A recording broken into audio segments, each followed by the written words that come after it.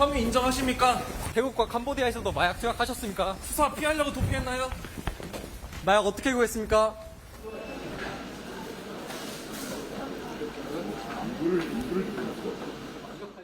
왜 오늘은 이번에는 꽁꽁 싸맨 거예요? 그러니까요. 자기가 볼 때도 창피한 줄은 좀 아나 봐요. 아하. 왜냐면 봐봐, 이럴 예. 때는 아이고. 그때 나갈 때거든요. 이때는 다 했잖아요. 예, 저기서 일하시는 분들한테 인사도 맞아, 했어요. 뒤에, 뒤돌아서. 그렇죠. 예, 네. 인사까지 하잖아요. 네. 고생 많으셨다. 구치소에 나오면서. 예의 바른 척. 그렇죠. 그래놓고 다시는 이런 일 안 하겠다고 그랬어요. 네. 다시는 마약하지 않겠다고 그렇게 얘기하고 나와가지고 또 마약을 네. 했잖아요. 그러니 사람이라면 이러면 안 되는 거 아닙니까? 솔직히 얘기해서. 그러면 영장실질심사 받으러 지금 내리는 모습이잖아요. 그렇죠. 최진봉 교수님. 네네. 그러면 진짜 혐의를 뭐 다 인정했어요? 전혀 안 했습니다. 엄마? 영장실질심사에 나와서 시인하기는커녕 혐의를 전면 부인하고 있어요. 어머나, 지금. 어머나. 그러니까 자기가 잘못한 게 뭔지도 물론 뭐 재판이 끝나봐야 모든 게 확정이 되는 거지만 네. 아니 저렇게 구속까지 된 상태라고 하면 네. 이게 증거인멸의 위험성 때문에 구속을 한 거 아니겠어요? 구속영장이 발부가 됐어요. 영장 전담 판사분께서도 네. 증거인멸 우려가 있다고 해서 영장을 발부했네요. 그런데 왜 안 좋다고 본 그러냐면 거네요, 진짜. 혐의를 부인하기 때문에 그러는 아. 거예요. 부인하지 않고 인정하면 증거인멸의 우려가 없다고 보는 경우들이 많이 있어요. 아하. 근데 부인하면 네. 나는 끝까지 증거를 인멸하겠다는 거 아니겠습니까? 네. 그런 이런 부분으로 판단이 나왔다고 하면 네. 제가 볼 때는 범죄 혐의가 상당히 소명됐다고 봐요. 아하. 그럼에도 불구하고 황하나 씨는 지금까지 계속 자기는 그런 적이 없다고 혐의를 부인하고 있습니다. 들어올 때는 내가 죄를 다 인정해야겠다 이런 마음 먹고 들어올 줄 알았는데 혐의를 죄다 부인하고 있어요. 그럼 왜 들어왔어요? 본인이 밝히기로는 최근 캄보디아에서 출산한 아이를 제대로 책임지고 싶은 마음에 귀국을 결심했다고 말은 하고 있는데요. 어허. 실제로 캄보디아에 함께 머물고 있던 아이와 아이 아버지도 함께 귀국하기는 했습니다. 아니 근데 허준 변호사님 이 대목에서 시청자분들이 지금 황하나라는 사람이 마약 혐의로 3번째 지금 구속된 것도 놀랍지만 어머머 황하나가 결혼도 했고 아이도 있었어? 또 놀라실 것 같아요. 지금 황하나 씨는 한번 결혼했던 전력이 있기는 한데 그 배우자는 또 마약 사건에 연루돼서 사망을 했거든요. 하하. 그 사람과는 다른 사람의 아이입니다. 그래서 현지에서 알려지기로는 캄보디아의 불상의 방법, 뭐 버스를 타고 미립국한 다음에 만나서 이렇게 아이까지 생긴 사이로 알려지고 있는데 네. 정식으로 혼인신고를 한 사이인지까지는 알려지지 않고 있어요. 다만 이제 본인이 낳은 아이는 맞는 것 같다는 생각이 들고요. 이제 이게 황하나 씨의 원래 모습, 마스크도 안 하고 패딩으로도 모자로도 안 가린 거 온전한 얼굴이네요, 그죠? 네, 본인이 지금 SNS에 올렸던 그 사진들이 자랑 삼아? 네네. 그렇습니다. 그런데 이 황하나 씨가 이렇게 자진 출석을 하겠다라고 했을 때는 우리가 부dum 혐의를 인정할 거라고 예상은 했었지만 어허. 지금 아이까지 데리고 오면서 아이를 책임지고 싶어서 귀국을 했다. 그렇지만 혐의는 부인하겠다라는 의미는 제가 생각했을 때는 현지에서 여권 무효화까지 된 마당에 도망치면서 계속해서 아이까지 있는 상황에서 다니는 것이 여의치 않았던 걸로 보입니다.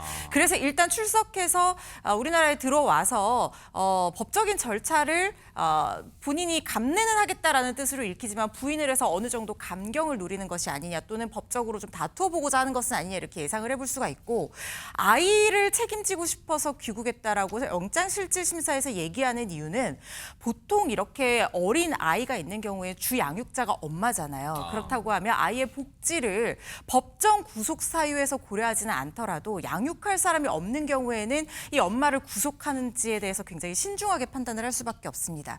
그래서 그 얘기를 굳이 했다는 생각이 드는데 그렇다고 하더라도 아이의 아버지와 함께 들어왔잖아요. 양육할 사람이 없는 상황이 아니었기 때문에 결국 이게 아주 중요하게 참작되지는 않은 상황으로 보입니다. 지금 경찰은 수사기관에서는 왜 뭘 잘못했다고 보고 혐의를 두고 있는 거예요? 도피 생활 중에 대체 뭘 하고 다닌 거예요? 일단 본인의 부인과는 별개로 지금 모발 검사를 국과수에 맡긴 것으로 알고 있거든요. 모발 같은 경우에는 마약을 투약했다면 1년 또는 그 이상까지도 확인을 할 수가 있기 때문에 1년 정도 지속된 도피 생활 기간 중에 마약을 투약한 사실이 있는지도 아마 확인을 할 것 같고요. 그리고 그 지인이 직접 진술을 했었습니다. 황하나 씨가 자기한테 마약을 주입했다라고 진술을 했기 때문에 이 부분에 대한 수사도 이루어질 겁니다. 그리고 네. 도피 생활 도중에 어떤 의혹이 있냐면요. 네.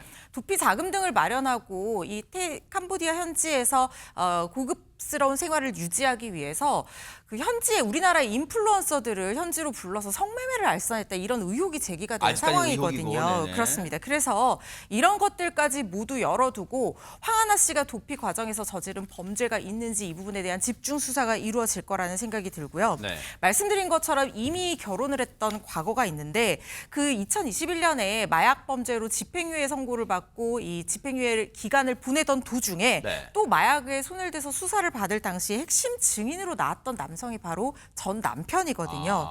그런데 그때 당시에 황하나 씨 주변에서 마약과 연관됐던 사람들의 건이 있었습니다. 그러니까 남편도 사망을 했고 관련된 지인은 중태에 빠졌거든요. 그래서 황하나 씨가 당시에 재판에서 실형을 선고받았던 재판에서 울면서 최후 진술을 하기를 한때 진심으로 사랑했던 그 사망한 남편 너무 보고 싶다. 건강 회복하지 못한 지인도 너무 안타깝고 보고 싶다라고 네. 하면서 앞으로 떳떳하게 살아가고 싶다 하면서 이 준비해온 최후 진술 발언문을 읽으면서 눈물을 흘리다가 목이 메어서 다 읽지도 못하고 법정을 빠져나가서는 오열하기도 했다는 후문이 전해지기도 했습니다.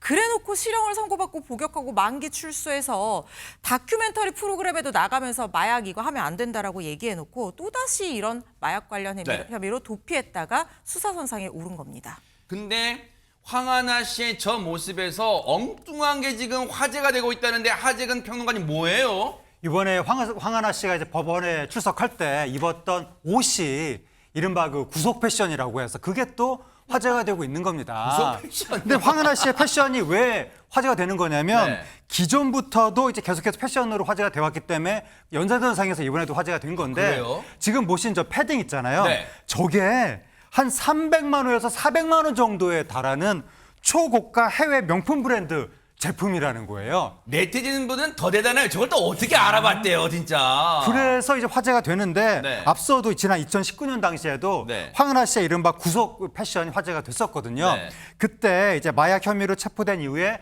경찰청이 압송될 당시에 가장 왼쪽에 네. 저 빨간색 점퍼 차림 네. 저런 점퍼 차림이었다가 당시에 이제 구속 전 피의자 신분 당시에는 또 가운데 있는 다른 옷차림으로 바뀌었고 마지막에 우측에 검찰 송치 후에 경찰서 나설 때는 또 다른 차림이거든요. 패션쇼예요? 그렇다 보니까 말씀하신 대로 저 패션쇼냐 지금 반성해야 될 판에 옷이 어떻게 계속 바뀌냐 옷을 네. 옷 갈아입는데 신경을 쓰는 거냐라고 2019년에 화제가 됐었기 네. 때문에 이번에도 사람들이 패션을 이제 주의 있게 본 건데 보통 이제 법원에 출석할 때 보통은 이제 뭐 차분한 옷차림으로 좀 반성하는 심경을 옷차림으로 표현하잖아요. 네. 근데 차분한 옷차림이 아니라 수백만 원짜리 명품 패딩으로 감쌌다는 점이 네. 또다시 화제가 되고 있습니다.